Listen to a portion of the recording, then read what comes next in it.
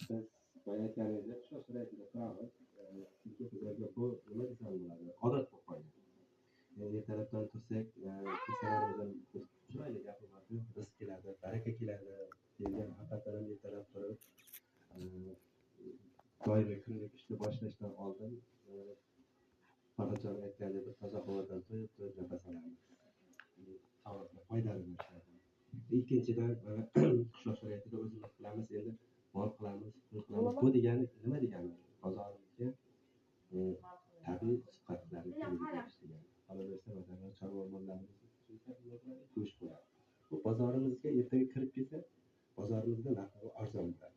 O'shaning uchun biz ertachi turamiz, ertachi nima desam bo'ladi?